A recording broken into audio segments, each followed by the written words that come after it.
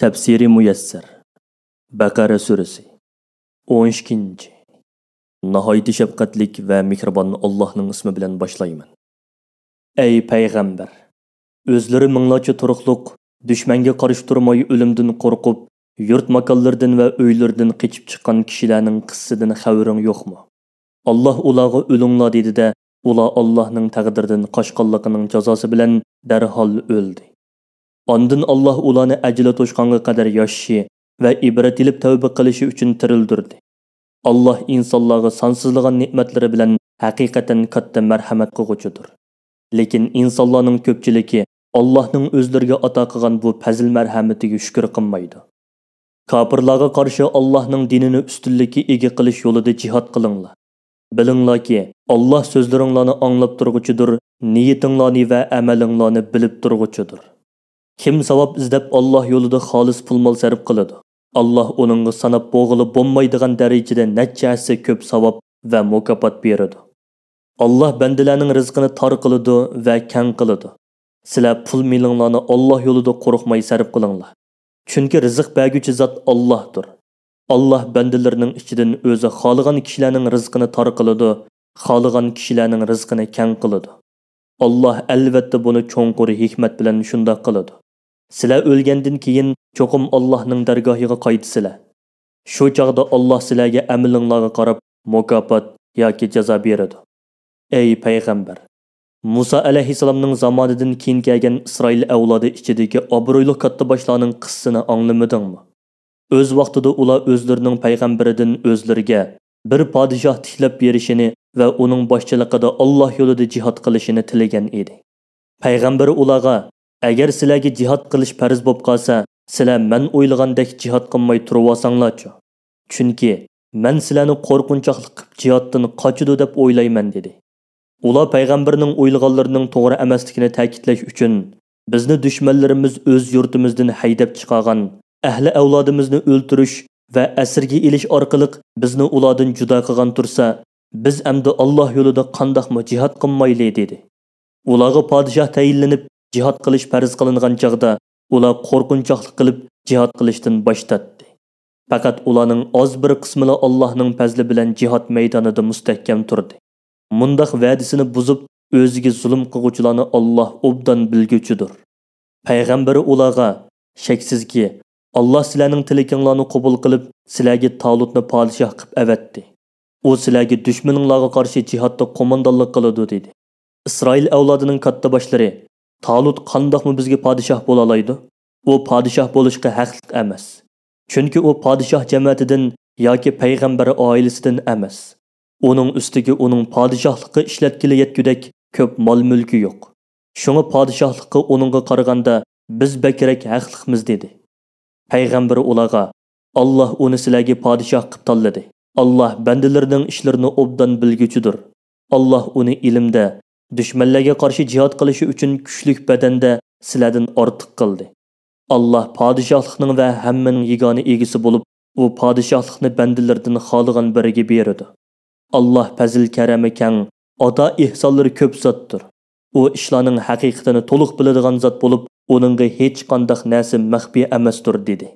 Payg'ambar ularga aytdi: Talutning podshohligining alomati shuki, sizlarga bir sanduq keladi. Aslida uni dushmanlaringlar sizlardan tortib olgan edi. Uningda Rabbinglar tarafidan ixlosmand kishilarning ko'nglini tindiradigan xotirjamlik bo'ladi. Yana uningda Musa va Harun jamoati qoldirib ketgan Asa va Tavrat taxtalarining parchalari bo'ladi. Uni farishtalar ko'tarib keladi. Agar sizlar Allohga va uning payg'ambariga iymon keltirgan kishilar bo'lsanglar, buningda Allohning Talutni sizlarga podshoh qilib tiklaganligini kuchlantiradigan eng cho'ng dalil isbot bor. Talut askarlarini boshlab Amalikalarga qarshi jihad qilish uchun yo'lga chiqqan chaqda u askarlarga mundaq dedi: Alloh mu'minni munofiqdan ayirish uchun haqiqatan sizlarni oldinglardagi bir daryo bilan sinaydi. Kimki daryo suyidan ichidikan, u menga tava emas. U men bilan birga jihad qilishga layoqatlik emas. Kimki daryo suyini tetimaydikan, u haqiqatan menga tavadir. Chunki u menga itoat qiluvchi kishi bo'lib, men bilan jihad qilishga loyiqdir. Daryo suyidan qo'li bilan bir uchum ishgan odamga malomat qilinmaydi. Chunki u buyruqqa xiloflik qilgan sanalmaydi dedi. Ular daryo bo'yiga yetib kelakanmaylar, o'zlarini suvga otdi. Suni qong'udek ichdi.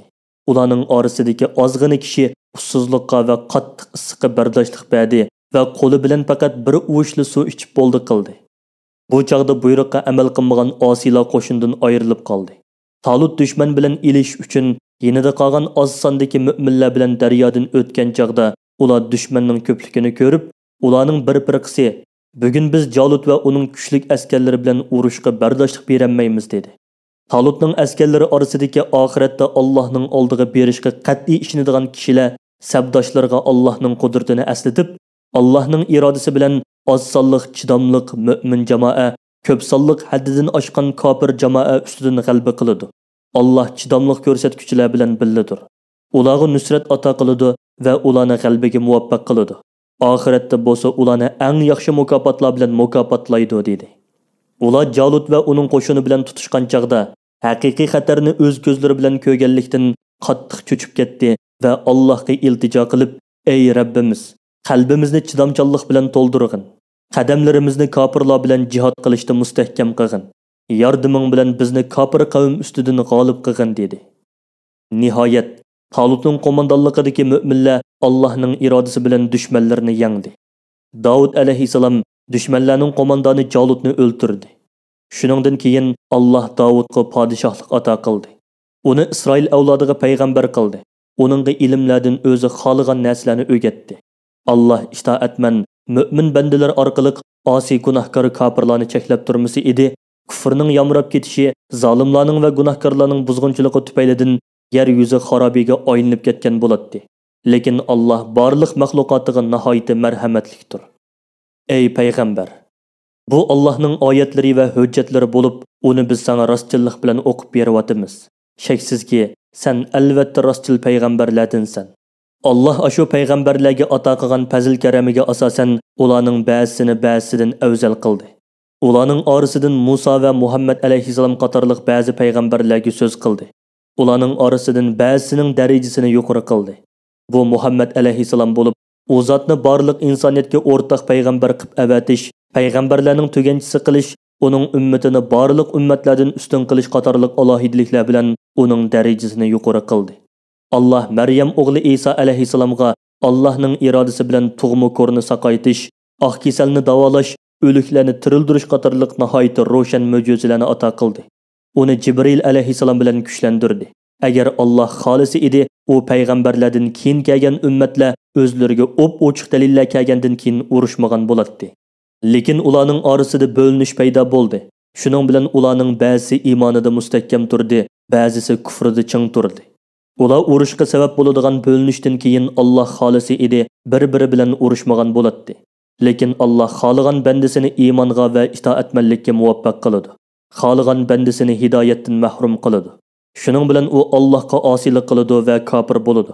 Chunki Alloh xolig'ini amalga oshiradi. Ey Allohga, uning payg'ambariga iymon keltirgan va islom shariatiga amal qiladigan kishilar, sodilishib foyda topqili bo'lmaydigan, do'stlik qutqizib qolanmaydigan va hech kim shafaat qilib sizlardan azobni yeniklamaydigan qiyomat kuni yetib kelishdan burun sizlarga farz qilingan zakotni beringlar va Alloh sizlarga ato qilgan mol dunyodan sadiqa qilinglar. Kafirlar Allohning cheklamalaridan chatnab o'ziga zulm qiluvchilardir. Bir Allohdan boshqa toat ibodatga haqliq bo'lgan hech qanday iloh yo'qdir. Alloh o'zining ilohligiga loyiq sifati bilan mukammal ma'noda hayotdir. U hammani idora qilib turguchidir. U mugdab qolmaydi, uni uyqu bosmaydi. Osmonlardagi va zamindagi hamma narsa uning mulkidir. Allohning dargohida uning ruxsatisiz hech kim shafaat qilishga jasorat qilolmaydi. Allohning ilmi butun koinotning o'tmishini, hozirini va kelajagini o'z ichiga oladi. Alloh jami xaloyiqning kelajakdagi va o'tmishdagi ishlarining hammasini bilib turadi. Hech kim Alloh o'z ilmidan bildirishni xohlagan narsalardan boshqa narsani bilmaydi. Allohning kursi osmonlarni va zaminni o'z ichiga oladi. Osmon zamin ikkisini saqlash Allohga eg'ir kelmaydi. Alloh zotida va sifatlarida barliq maxluqotdan ustundir. Barcha ulug'liq va kattalik sifatlarini o'zida to'plagandir. Islom dini intayin mukammal va ro'shandin bo'lganlikdan kishilarni uningga kirishga majburlashga hojat yo'qdir. Haq dinning dalillari nihoyat aniq bo'lib, uning bilan haq botildan, hidoyat ozg'unlikdan ayrilib turdi. Kimiki barcha saxta ma'budlarni inkor qilib, Allohga iymon etadigan, u to'g'ri yo'lda mustahkam turgan, shu yo'lda dodil qadam bosgan va qat'iy sunmaydigan, mahkam tutquni tutgan bo'ladi. Allah bandalarining so'zlarini anglab turguchidir, ularning niyatlarini va amallarini bilib turguchidir. Allah shuningga asosan ularga mukofot yoki jazo beradi.